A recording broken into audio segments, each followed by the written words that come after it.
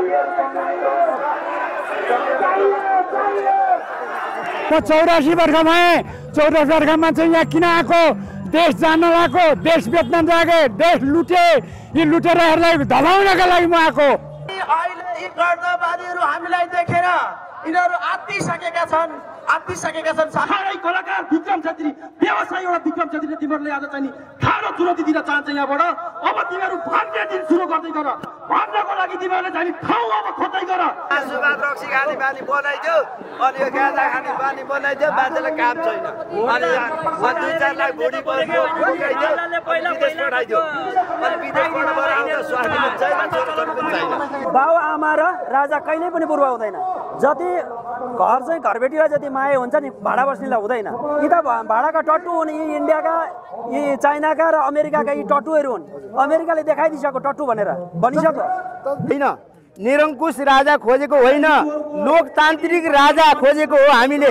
यति कुरो नेपाली जनताले बुझ्नु पर्यो हामीले लोकतान्त्रिक राजा त्यहाँ त्यो सिस्टममा राजा पनि हटाउने प्रजा पनि हटाउने राजनीतिक दलहरू पनि हटाउने किसिमको त्यस्तो प्रकारको व्यवस्था हामीले गर्न खोजेको हाम्रो राजा हाम्रो देश प्राणभन्दा प्यारो छ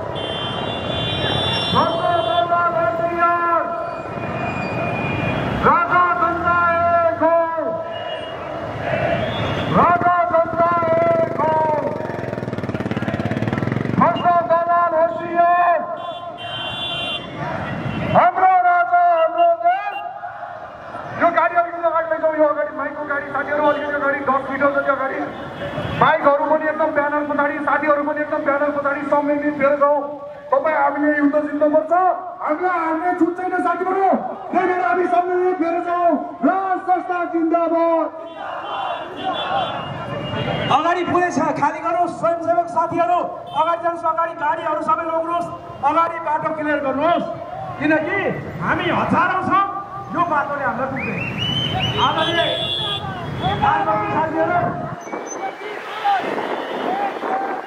पुरै जनताको कार्यक्रम गरौँ जनताको कार्यक्रम हो राजा शान्ति कार्यक्रम हो यो जनताको कार्यक्रम हो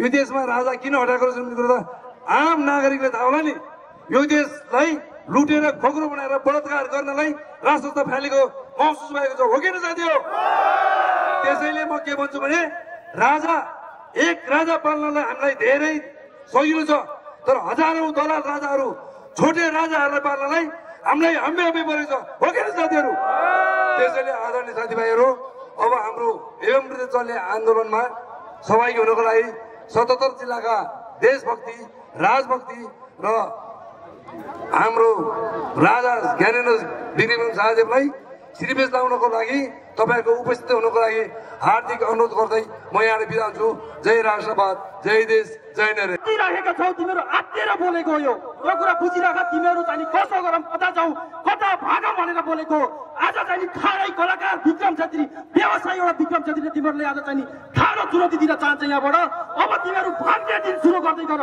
भन्नको लागि तिमीहरुले चाहिँ ठाउँ अब खोज्दै गर भनेर यहाँबाट खाडा भनिदिन चाहन्छु म आज तिमीहरुले चाहिँ अब कति सम्मान गर्यो बिचका दिनमा तिमीले चाहिँ हिजो 33 किलो सिन तिमीले खायौ त्यसको खोइ त त्यसको प्रमाण छुटायो त क्यान्टनमेन्ट घोटाला तिमीले गरेको होइन खोइ त त्यसको प्रमाण तिमीले अगाडि ल्याउन सक्यौ तिमी आफै दोषी छौ तिमी आफै आत्तिरहेका छौ त्यसैले गर्दाखेरि सबैलाई चाहिँ तिमीले यस्तो आरोप लगाउन तिमी बाध्य बनेका छौ तिमी चाहिँ अब भन्ने तयारी गर भनेर विक्रम छेत्रीले एउटा खाडो तरिकाले भन्छ किनकि टाइम छैन म आज यति नै बोल्न चाहन्छु फेरिका दिनमा पनि बोल्ने छु धन्यवाद पत्रकार मित्रहरू हामी अहिले यी गर्दवादीहरू हामीलाई देखेर यिनीहरू आत्तिसकेका छन् साथीहरू।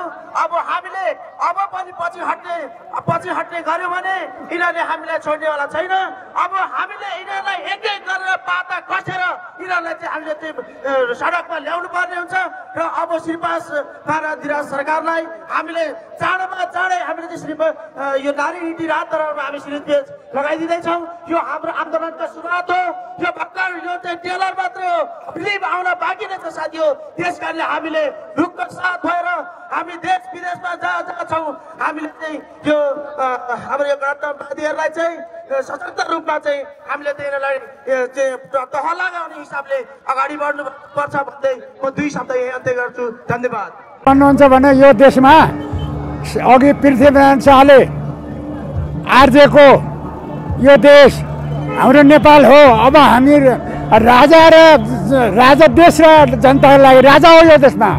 अरूले कसैले यहाँ सक्दैनन्, किनभने यी रहेछन्, म त भन्छु सिधै, यी चोर डाका फटा लुटेर गुन्डा हुने यिनीहरू। यो गुन्डाको देश हुँदैन, गुन्डाको देश चल्दैन। गुन्डा भाग, गुन्डा हिँड, तिमीहरू गुन्डा साला चोर डाका चोर हो। यहाँ देश हाम्रो देश बेचेर खाने।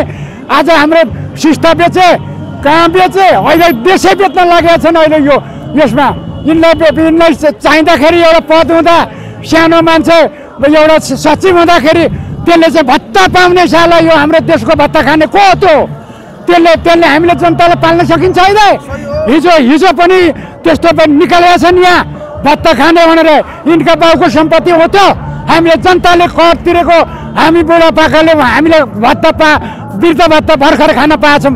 त्यति गरेर हामीलाई वृद्ध भत्ता चाहिँदैन। यिनका लागि यिनले जे नि गर्नुपर्छ। हामी सबै वृद्ध भत्ता गरेर फिर्ता गरेर पनि यिनका हामी लड्छौँ।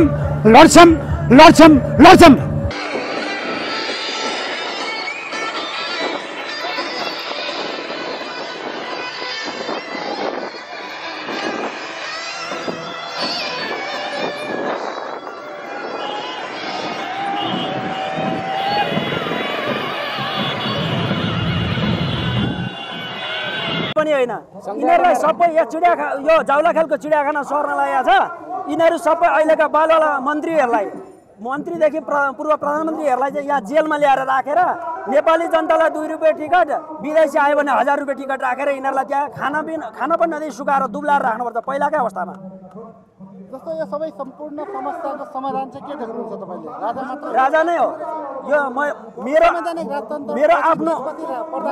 मेरो आफ्नो भनाइमा चाहिँ म के भन्न चाहन्छु भनेदेखि नेपालमा राष्ट्रपतिको ठाउँमा राजा हुनु पर्यो र प्रधानमन्त्रीको ठाउँमा अहिले नै हाम्रो तत्कालै यो आन्दोलनले के गरिदियोदेखि मलाई चाहिँ मेरो आफ्नो हिसाबले भन्दैछु म, बालेन शाहलाई प्रधानमन्त्री बनाइदियो भने यी सबैलाई ल्याएर कोट्ने चाहिँ बालेन शाह नै हुन्छ। राजा चाहिँ ज्ञानेन्द्र शाह र प्रधानमन्त्री चाहिँ बालेन शाह।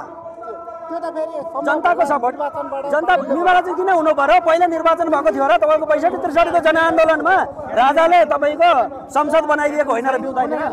हजुर त्यही त नि, यति बेला चाहिँ सरकार राम्रो काम गरोस्, गलत काम नगरोस् भनेर तपाईँहरूले एउटा ध्यान आकर्षण गराउनको लागि कम्ती हुनुहुन्छ। त्यो पनि हो र यो व्यवस्थालाई हामीले चेन्ज गर्न चाहन्छौँ। व्यवस्थामा संवैधानिक जुन व्यवस्था छ, अहिलेको संविधान छ, त्यसमा चाहिँ नि हामीले चाहिँ नि केही भागहरू प्रदेशका अधिकारहरू, त्यसैले प्रदेशको कानुनी अधिकार, प्रादेशिक अधिकारहरूलाई सबैलाई फ्याँक्न चाहन्छौँ। संवैधानिक राजतन्त्र बनाउन चाहन्छौँ, हिन्दू राष्ट्र बनाउन चाहन्छौँ, धर्मनिरपेक्षता हटाउन चाहन्छौँ। हामीले यो देशमा भएका संवैधानिक अवस्था जुन मौलिक हक अधिकारको कुरा छ नि, त्यसलाई हामी कायम राख्न चाहन्छौँ। तपाईँहरूले चाहिँ एउटा चाहिँ के गर्नुहुन्छ भने कुनै पनि मानिसहरूले स्वतन्त्र अधिकार नपाओस् होइन, कुनै पनि धर्म चाहिँ नबनाओस्, आफ्नो इच्छा जे छ त्यो काम नगरोस्, राजाको दमनमा चाहिँ देशमा चाहिँ मानिस नागरिकहरू अड्डियोस्। तपाईँको पत्रकारजी महोदयको चाहिँ सोचाइमा त्यो भयो। हामीले त्यस्तो राजा खोजेको होइन, निरङ्कुश राजा खोजेको होइन, लोकतान्त्रिक राजा खोजेको हो हामीले। यति कुरो नेपाली जनताले बुझ्नु पर्यो। हामीले लोकतान्त्रिक राजा, त्यहाँ त्यो सिस्टममा राजा पनि हटाउने, प्रजा पनि हटाउने, राजनीतिक दलहरू पनि हटाउने किसिमको त्यस्तो प्रकारको व्यवस्था हामीले गर्न खोजेको। कुनै पुराना चाहिने पञ्चायतकालीन राजा खोजेको होइन, हामीले राणाकालीन राजा खोजेको पनि होइन, हामीले 62-63 भन्दा अगाडिको राजा खोजेको पनि होइन। अहिलेको राजाले नेपाली जनतालाई हित गर्छ, त्यस्तो प्रकारको राजा खोजेको।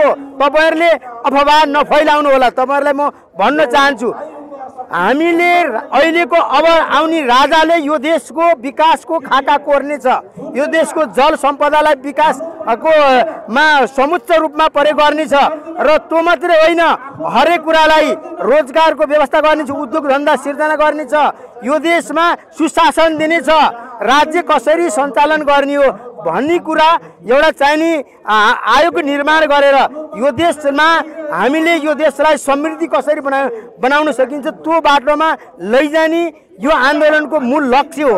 तपाईँले चाहिँ हिजोको राजाहरूले पनि काम गर्न सक्नु भएन, आजको नेताहरूले पनि काम गर्न सक्नु भएन। अब राजा आउने भए परिमार्जित भएर आउनुपर्छ, अनि मात्रै देश बस्न सक्छ। अवश्यमेव राजा परिमार्जित भएर आउनुहुनेछ। महाराज धिराज ज्ञानेन्द्र वीर विक्रम शाहदेव उहाँले जुन अब लिने जुन चाहिने नीति हो, महाराज धिराजले लिने संवैधानिक नीति हो, त्यो चाहिने उच्च हुनेछ। राज्य सञ्चालन नेपाली जनताले गर्ने हो, तपाईँले गर्ने हो, मैले गर्ने हो, हामी सबै मिलेर राज्य सञ्चालन गर्ने हो। हजुरहरूको मनमा भ्रम नपरोस्, पत्रकार महोदयको मनमा। रक्सी खाने बानी बनाइदियो, अनि यो गाँजा खाने बानी बनाइदियो, मान्छेलाई काम छैन। अनि 2-4 लाख भुडी विदेश पठाइदियो, अनि विदेशबाट आउँदा स्वास्थ्य छैन, छोराछोरी पनि छैन, अनि काम पुग्यो विदेशबाट आउँदा समाधान